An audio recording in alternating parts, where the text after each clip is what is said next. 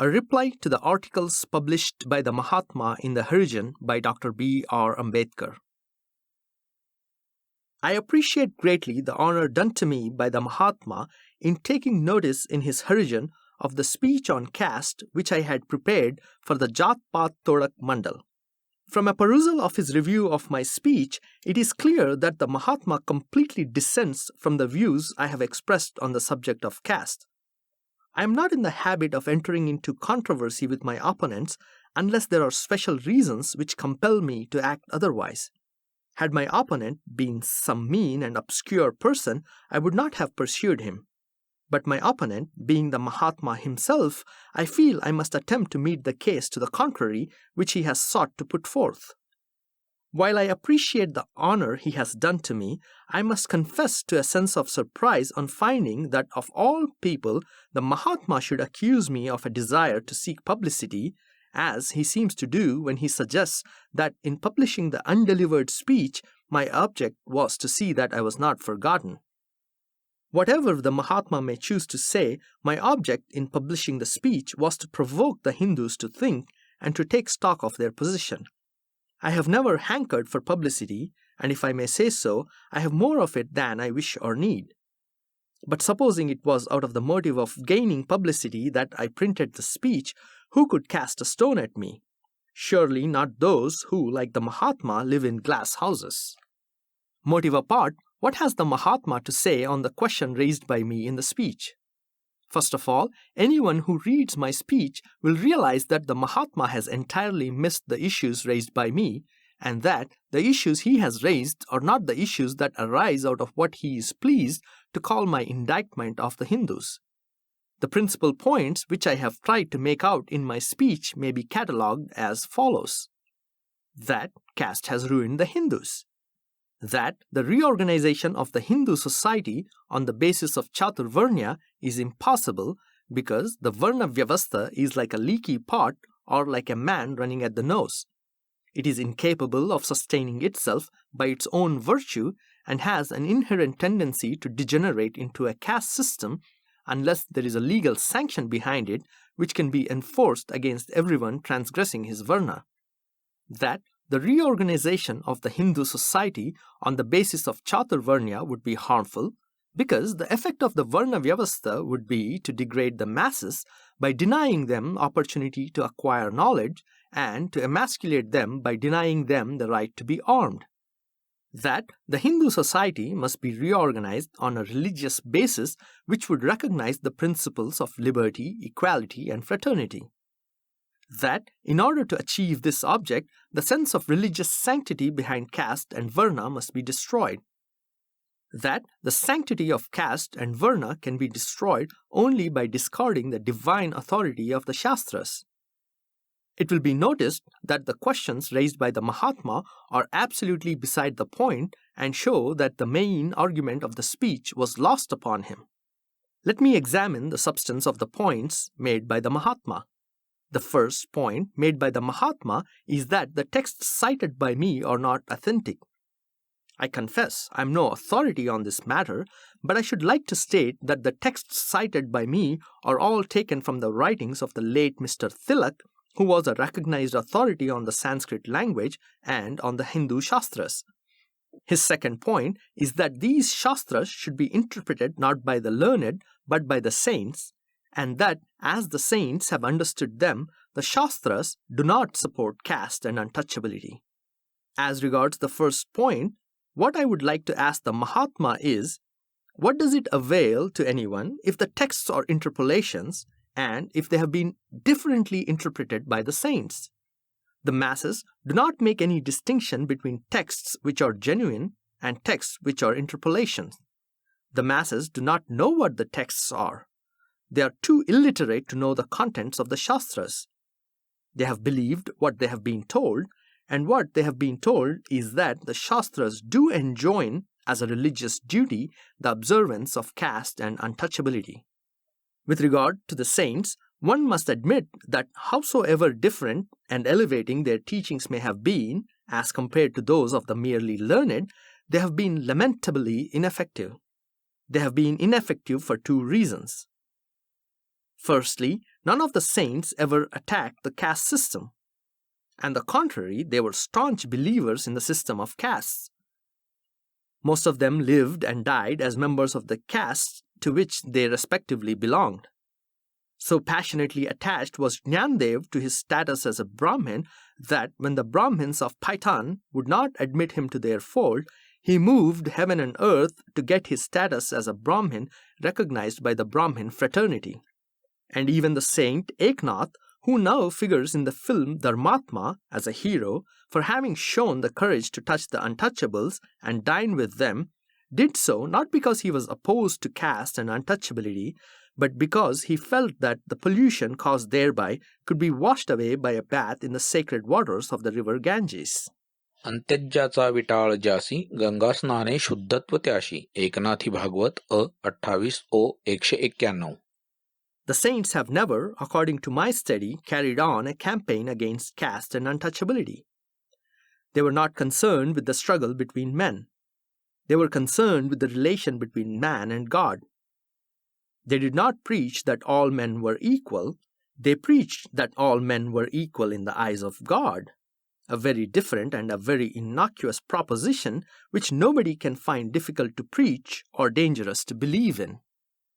The second reason why the teachings of the saints proved ineffective was because the masses have been taught that a saint might break caste, but the common man must not. A saint, therefore, never became an example to follow. He always remained a pious man to be honored.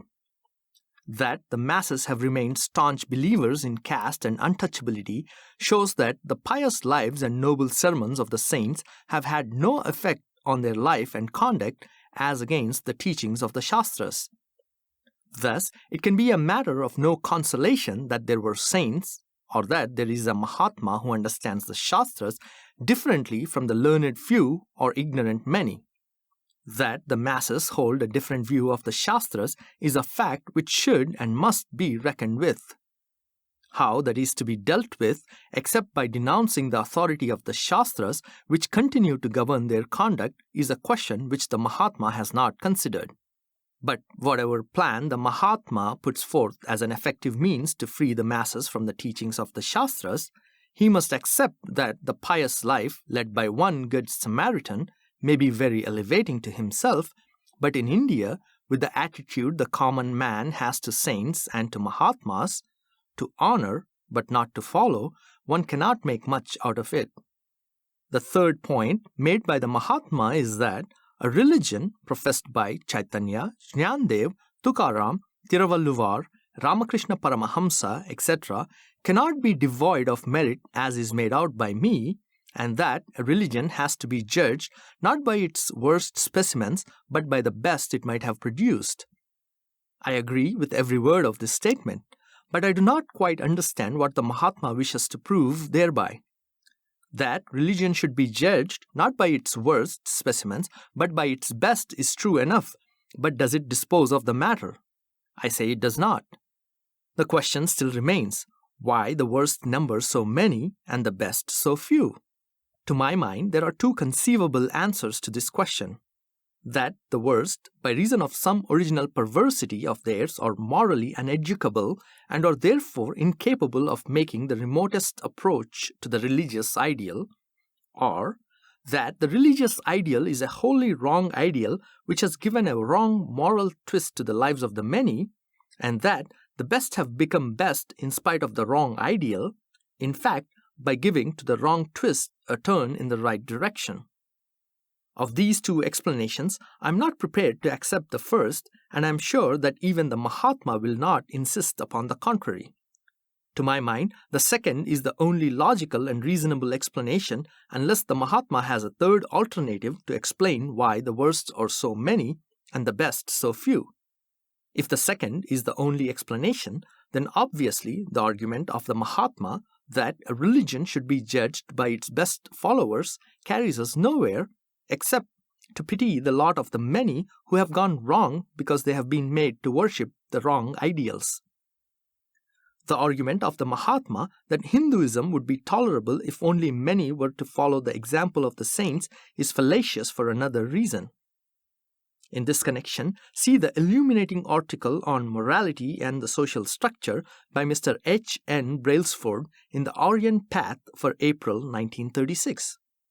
By citing the names of such illustrious persons as Chaitanya, etc., what the Mahatma seems to me to suggest in its broadest and simplest form is that Hindu society can be made tolerable and even happy without any fundamental change in its structure if all the high caste Hindus can be persuaded to follow a high standard of morality in their dealings with the low caste Hindus. I am totally opposed to this kind of ideology. I can respect those of the caste Hindus who try to realize a high social ideal in their life. Without such men, India would be an uglier and a less happy place to live in than it is.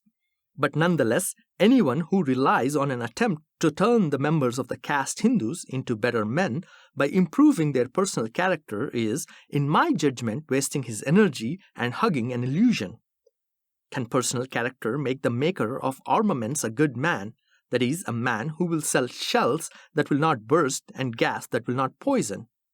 If it cannot, how can you accept personal character as sufficient to make a man loaded with the consciousness of caste a good man, that is, a man who would treat his fellow men as his friends and equals?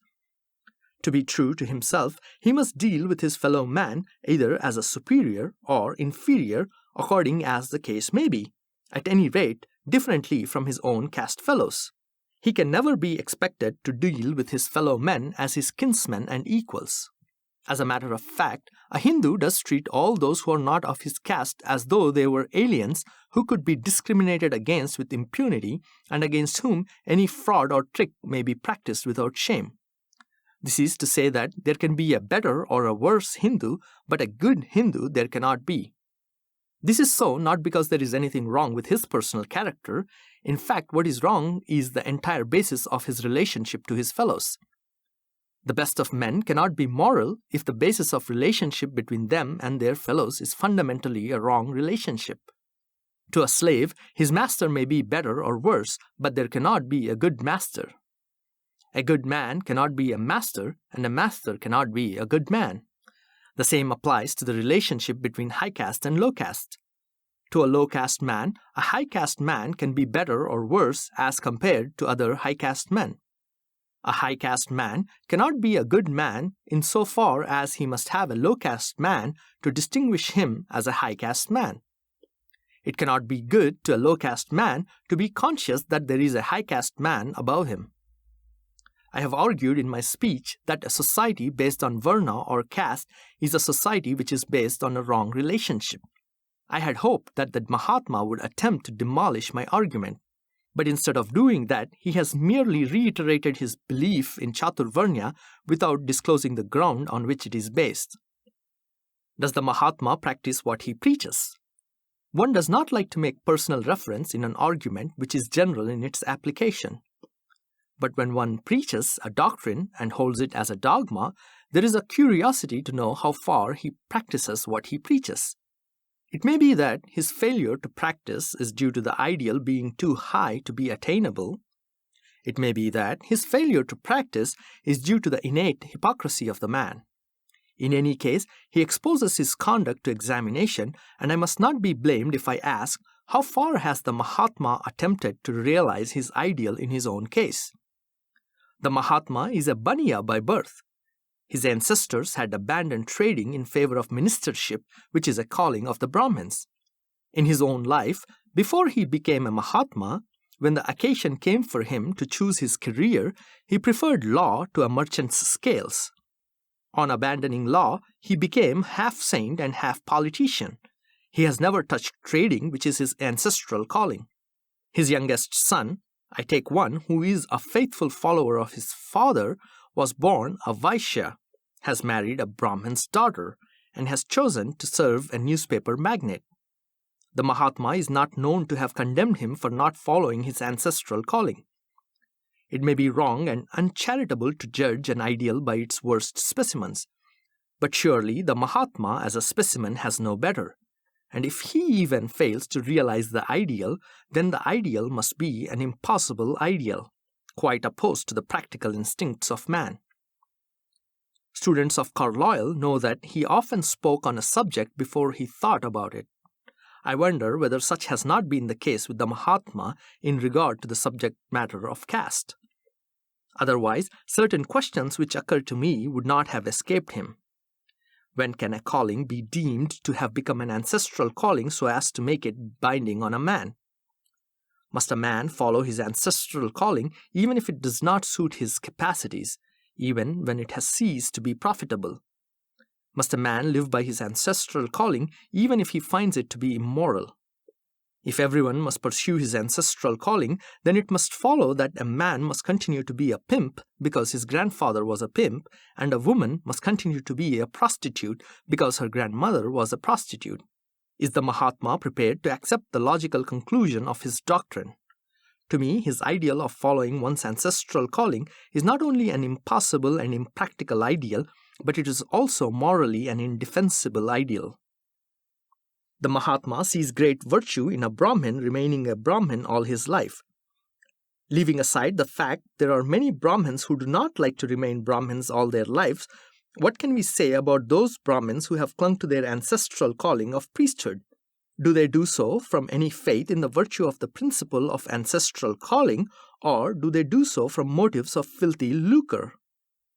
The Mahatma does not seem to concern himself with such queries. He is satisfied that these are real Brahmins who are living on alms freely given to them and giving freely what they have of spiritual treasures. This is how a hereditary Brahmin priest appears to the Mahatma, a carrier of spiritual treasures. But another portrait of the hereditary Brahmin can also be drawn. A Brahmin can be a priest to Vishnu, the god of love. He can be a priest to Shankar, the god of destruction. He can be a priest at Buddha Gaya, worshipping Buddha, the greatest teacher of mankind, who taught the noblest doctrine of love.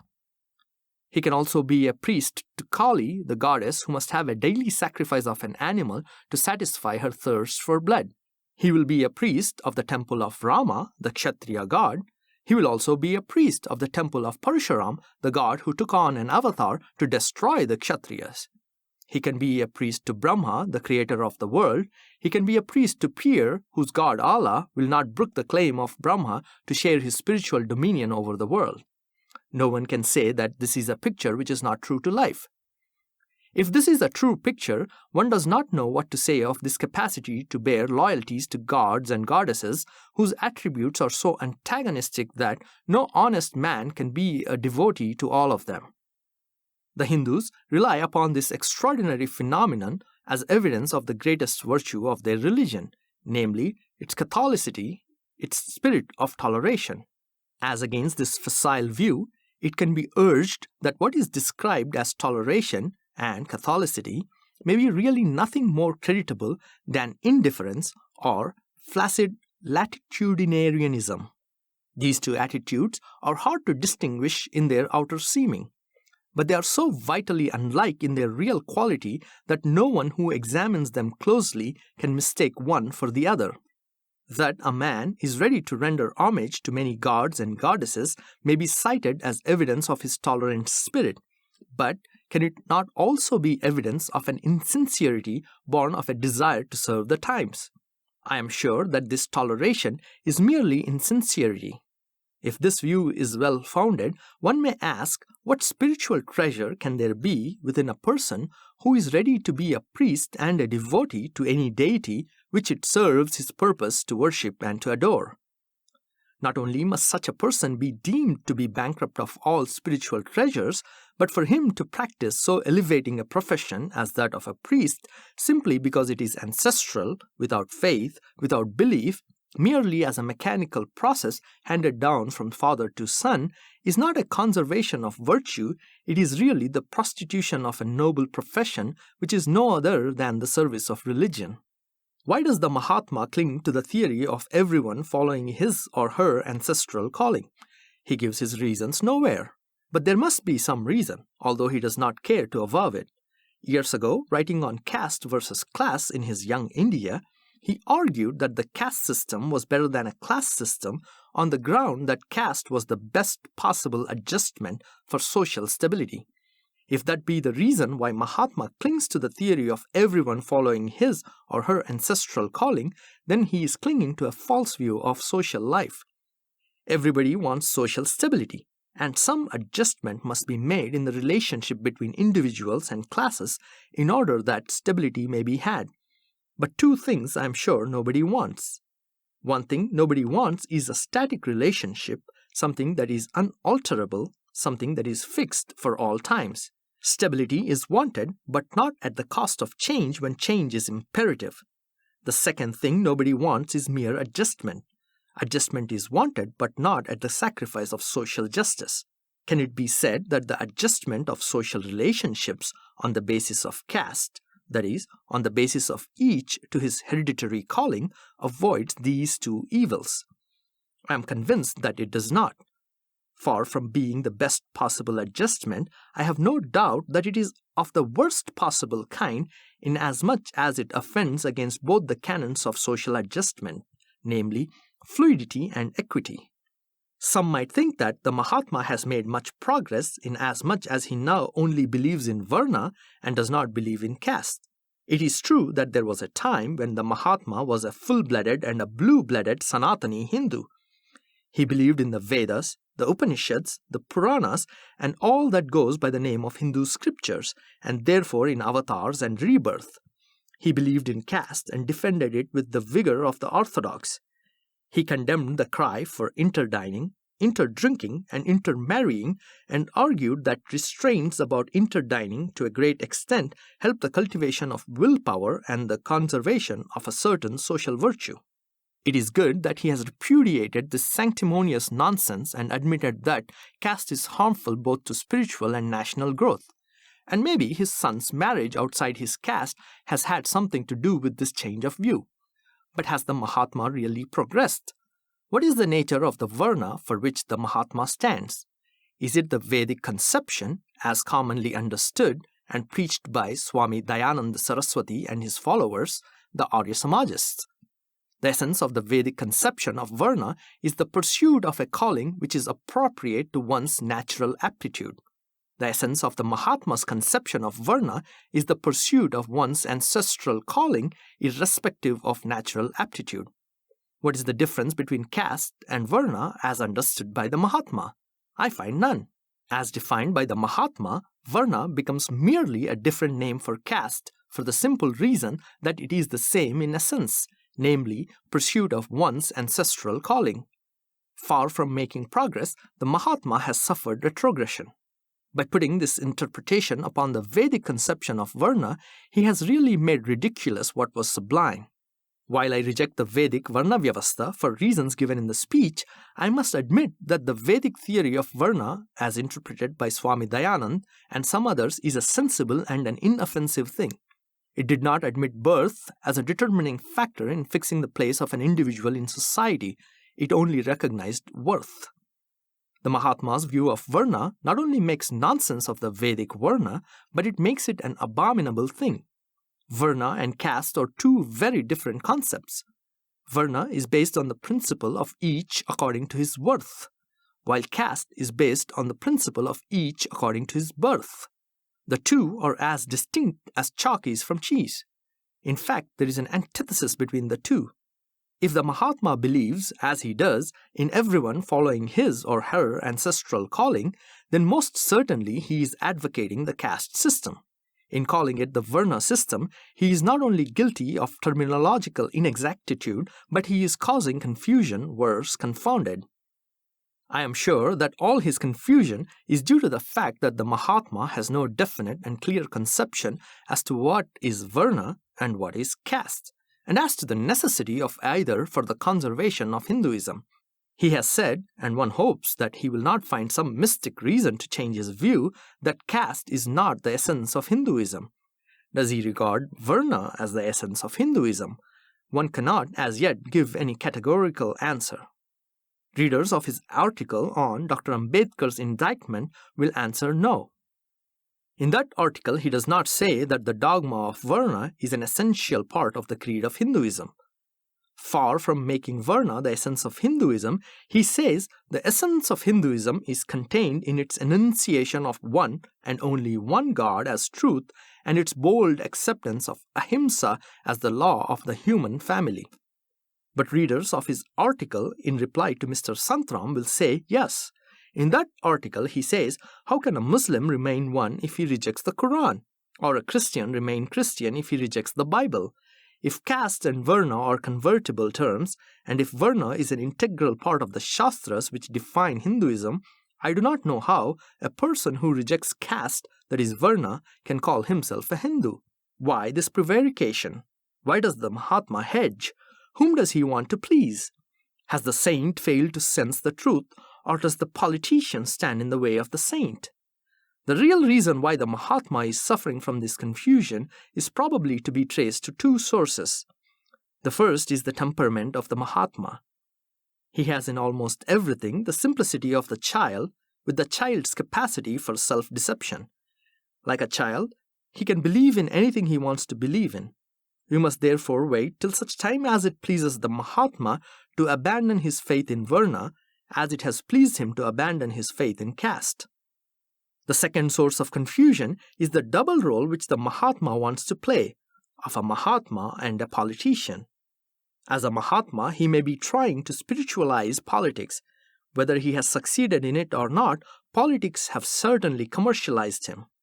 A politician must know that society cannot bear the whole truth and that he must not speak the whole truth.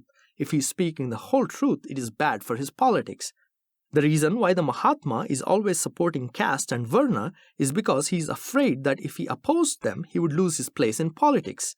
Whatever may be the source of this confusion, the Mahatma must be told that he is deceiving himself and also deceiving the people by preaching caste under the name of Varna. The Mahatma says that the standards I have applied to test Hindus and Hinduism are too severe, and that, judged by those standards, every known living faith will probably fail. The complaint that my standards are high may be true. But the question is not whether they are high or whether they are low. The question is whether they are the right standards to apply. A people and their religion must be judged by social standards based on social ethics. No other standard would have any meaning if religion is held to be a necessary good for the well-being of the people. Now I maintain that the standards I have applied to test Hindus and Hinduism are the most appropriate standards and that I know of none that are better. The conclusion that every known religion would fail if tested by my standards may be true, but this fact should not give the Mahatma, as the champion of Hindu and Hinduism, a ground for comfort any more than the existence of one madman should give comfort to another, or the existence of one criminal should give comfort to another criminal. I like to assure the Mahatma that it is not the mere failure of the Hindus and Hinduism which has produced in me the feelings of disgust and contempt with which I am charged. I realize that the world is a very imperfect world, and one who wants to live in it must bear with its imperfections. But while I am prepared to bear with the imperfections and shortcomings of the society in which I may be destined to labor, I feel I should not consent to live in a society which cherishes wrong ideals, or a society which, having right ideals, will not consent to bring its social life in conformity with those ideals.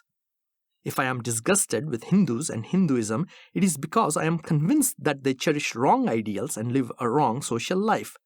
My quarrel with Hindus and Hinduism is not over the imperfections of their social conducts, it is much more fundamental. It is over their ideals. Hindu society seems to me to stand in need of a moral regeneration which it is dangerous to postpone. And the question is, who can determine and control this moral regeneration? Obviously, only those who have undergone an intellectual regeneration and those who are honest enough to have the courage of their convictions born of intellectual emancipation. Judged by this standard, the Hindu leaders who count are, in my opinion, quite unfit for the task. It is impossible to say that they have undergone the preliminary intellectual regeneration. If they had undergone an intellectual regeneration, they would neither delude themselves in the simple way of the untaught multitude, nor would they take advantage of the primitive ignorance of others as one sees them doing.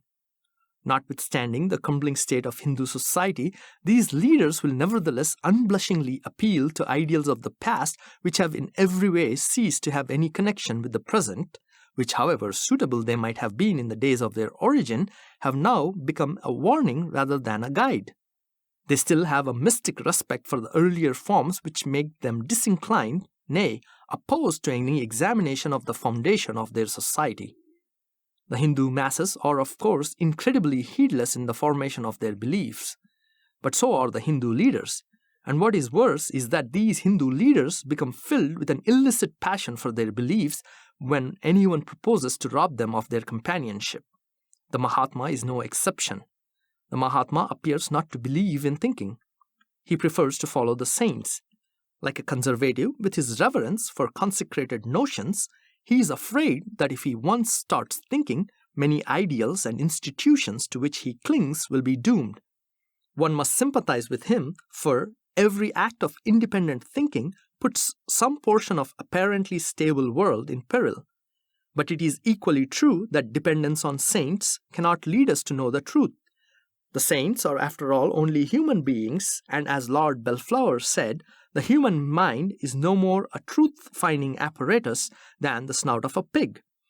Insofar as he does think, to me he really appears to be prostituting his intelligence to find reasons for supporting this archaic social structure of the Hindus. He is the most influential apologist of it, and therefore the worst enemy of the Hindus. Unlike the Mahatma, there are Hindu leaders who are not content merely to believe and follow. They dare to think and act in accordance with the result of their thinking. But unfortunately, they are either a dishonest lot or an indifferent lot when it comes to the question of giving right guidance to the mass of the people. Almost every Brahmin has transgressed the rule of caste. The number of Brahmins who sell shoes is far greater than those who practice priesthood. Not only have the Brahmins given up their ancestral calling of priesthood for trading, but they have even entered trades which are prohibited to them by the Shastras. Yet, how many Brahmins who break caste every day will preach against caste and against the Shastras? For one honest Brahmin preaching against caste and Shastras, because his practical instinct and moral conscience cannot support a conviction in them, there are hundreds who break caste and trample upon the Shastras every day, but are the most fanatic upholders of the theory of caste and the sanctity of the Shastras. Why this duplicity? Because they feel that if the masses are emancipated from the yoke of caste, they would be a menace to the power and prestige of the Brahmins as a class. The dishonesty of this intellectual class, who would deny the masses the fruits of their thinking, is the most disgraceful phenomenon. The Hindus, in the words of Matthew Arnold, are wandering between two worlds, one dead, the other powerless to be born. What are they to do? The Mahatma, to whom they appeal for guidance, does not believe in thinking and can therefore give no guidance which can be said to stand the test of experience. The intellectual classes, to whom the masses look for guidance, are either too dishonest or too indifferent to educate them in the right direction. We are indeed witnesses to a great tragedy. In the face of this tragedy, all one can do is to lament and say, "Such are thy leaders, O Hindus." End of reply to Mahatma Gandhi.